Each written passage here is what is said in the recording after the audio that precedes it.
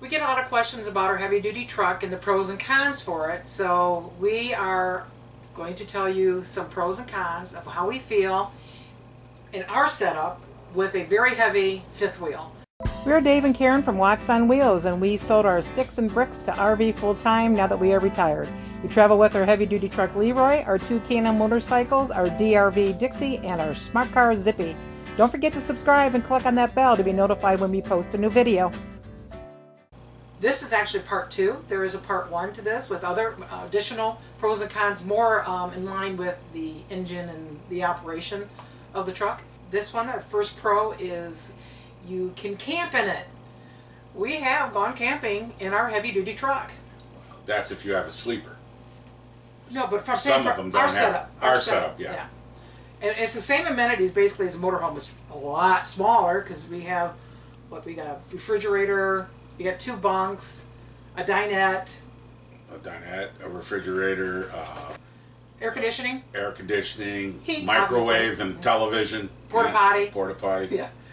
So we can camp in it. We have camped in it. We have. Yep. Number 2 pro is no CDL license is needed. Commercial driver's license is not needed. We had it retitled as a motorhome, and so therefore it's a motorhome. You do not need a CDL license. Plus, there's no commercial hitch on it. That's the big one there. If it doesn't have a commercial hitch, well, you're not pulling commercial freight. But you need to check with your state laws, because I think there are some states where you have to go through some test and some sort of air brake training and things like that. Yeah. So you got to check with your state. But for us, nothing. Nothing. Just a driver's license. Yep. Number 3 is drum and storage. Yeah.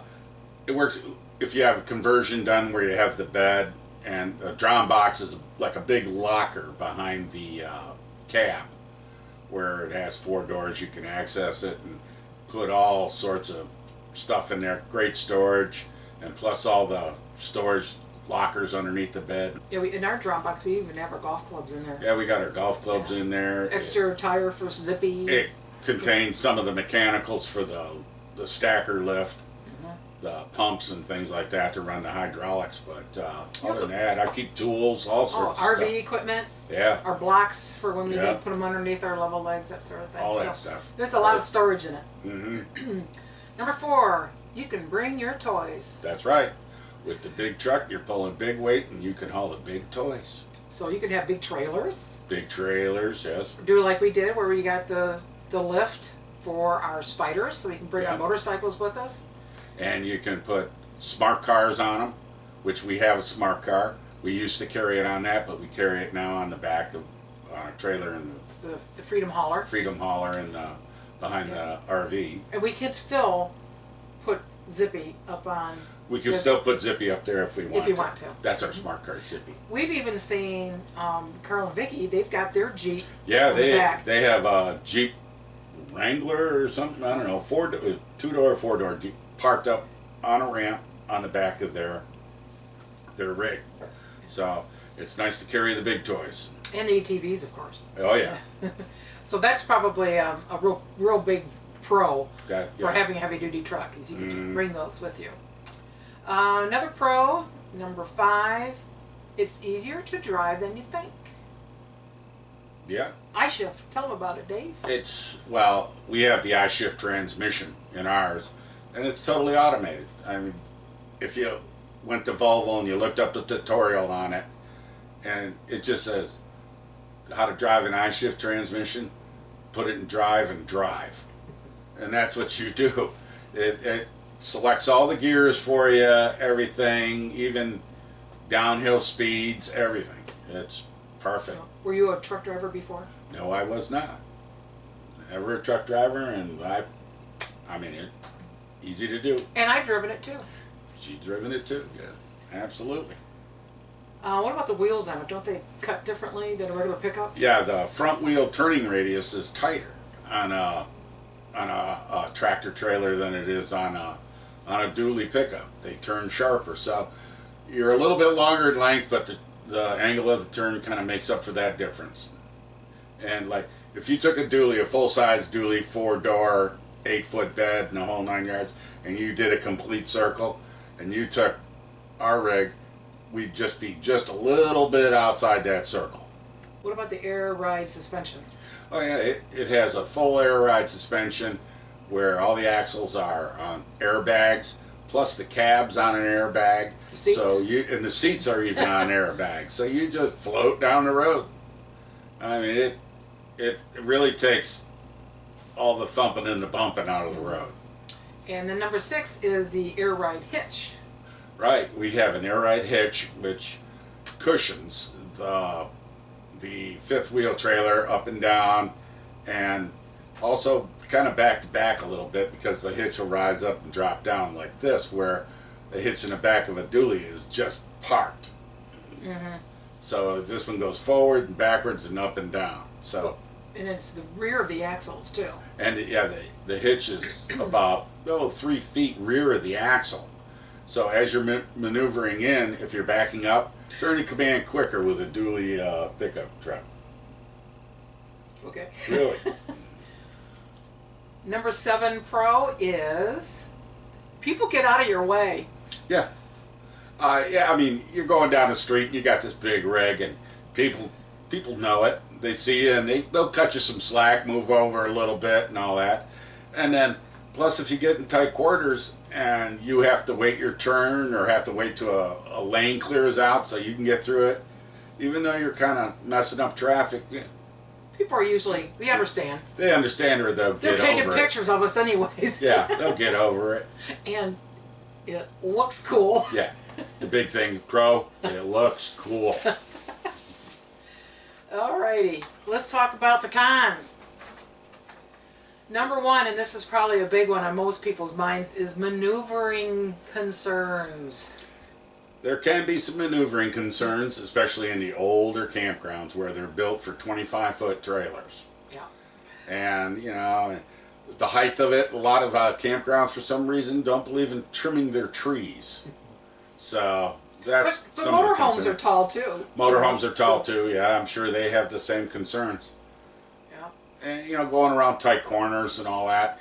You'll learn how to swing wide and bring it around, and look in the mirrors. Always watch. I know sometimes you make a right-hand turn, which is more difficult than a left because it's tighter. Yeah. If there's somebody in the left-hand turn lane where you want to go, sometimes you have to wait for them to clear Yeah. before you can actually make the turn. Or if there's 2 lanes of traffic and I have to make a right-hand turn, I'll straddle both lanes so I can get around that right-hand turn. Yeah. They get over Not it. too often. Not too often, but I'd do that. Yeah.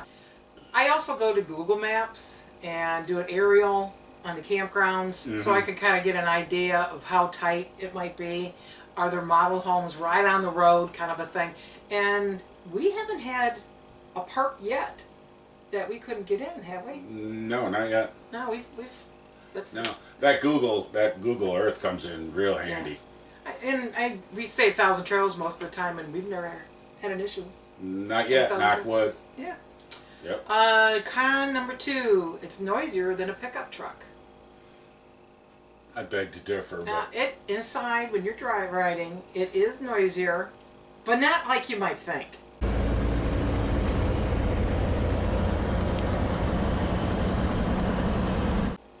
no. Especially with the exhaust pipes rerouted underneath. He says it's about the same. Well, you know what? I think you're right, because I'm thinking of a regular pickup truck with gas.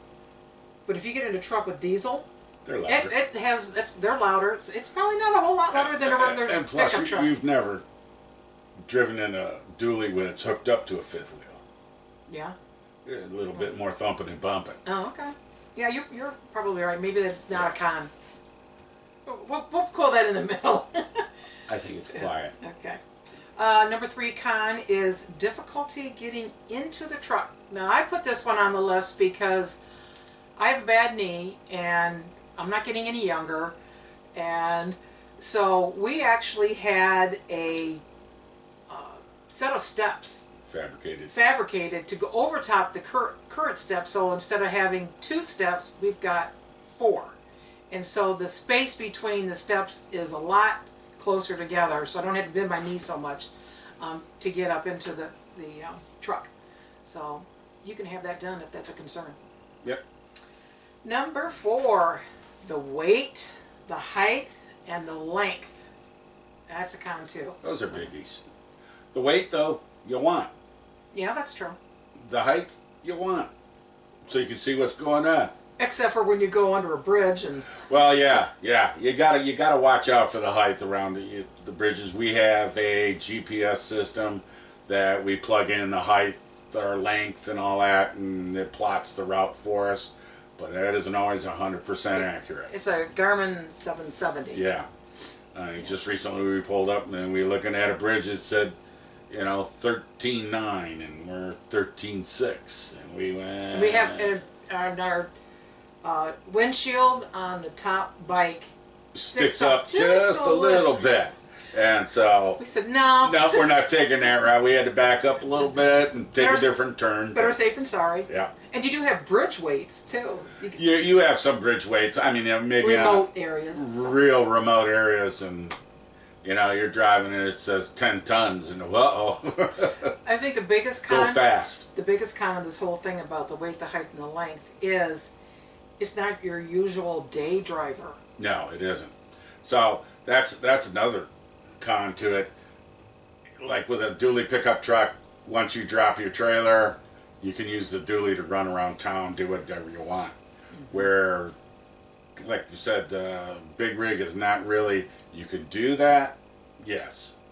It's not cost effective. Cost effective. We'll go with that. Yeah. So most people that have those, like us, we load on another vehicle, a smart car or something like that, for our day driver. Yeah, and I think that might be a biggie for some people, is the fact that you do have to bring along another vehicle. Right. I mean, you don't have to, but if you feel like driving your semi places. Right. Number 5, having to park your truck in a separate parking area, and that just comes with the different campsites and how long or how wide they are. I would say 50% of the time. At least 50%, yeah. We have to park it into another area, a parking lot, an overflow, or something like that. All campgrounds have some little area where you can park off into, and we've never had a problem with it. We lock it up, and that's it. Yeah. No one messes with it. The only bad part about it is that sometimes you have to drive over to get if I got to get a air tool, compressor or I'm something. not constantly driving back and forth, but that's just part of the game. Here's another con, and this was Dave's. It's difficult to wash. Yeah. It's an all-day deal. Yeah. If you want to do it yourself. Yeah, you're out there way up high, scrubbing and washing and waxing. Gotta have long poles and the right tools. Long poles and all that, yeah. So, Blue Beacon. That's where you want to go. They'll do it for you. Yeah. To drive through. Yeah. Perfect. Yep. And the last one in number 7, it is difficult to get big dogs into your truck. A lot of people have big dogs and they can't just hop up in it or do those You just steps. can't bend down and pick up that 120-pound dog and throw Well, him you can, but Yeah, you can, but most. Yeah. you got to take that into consideration. Plenty of room inside. Oh yeah. But getting them up in there. But on the pro side of it, they do make collapsible steps just for that. Yeah. Or you could use a ramp of some Or sort. a ramp. Yeah. So, or pick them up. Pick them up, put them in there. Yeah. I just thought of something else that, like with the toy hauler trailers that they have these days, and you're putting golf carts, 4x4s, two motorcycles in the back or whatever. That changes your tongue weight on your hitch. It pulls the tongue weight off, and with a dually pickup truck, you could get into where you don't have enough pin weight to hold the dualies down, or to hold them down to the road, really. So you could get into a tail wagon situation where you're not having enough pin weight or not enough truck weight to hold it all together. So that's always something to think about too. And it's not, I mean, we say dually most of the time because we see a lot of those, but also any pickup truck, right? Any pickup truck, yeah. That you use to haul your With a toy hauler. Yeah, but with heavy duty haulers, the weight's there to keep it down to the road. So just a little something. Okay. Because we've been driving down the road behind them and we're watching them. Yep. They start wagging like that. Well, and you can wag with a heavy duty truck. You can. It's hard. But It's hard. But Yeah. but it's possible. Well, normally when that happens, it's a road condition that made it happen. A road condition or a tornado. Yeah, yeah, or a 70-mile-an-hour crosswind. We've Yeah. had one of those. Yeah. Whoa, Yeah. yeah, with crosswinds too. I mean, Yeah. it keeps it But much better than with much a pickup better, truck. much better than a pickup truck. Like I said, we've had a 70-mile-an-hour crosswind, and we still stayed on the road. Yeah. How about that? Yeah. Well, hope you learned something and hope you enjoyed the video. Yep. Safe travels. Thanks for watching. If you liked the video, please give us a thumbs up. We'd love to hear from you in the comments below, even if it's just to say hi. Don't forget to subscribe.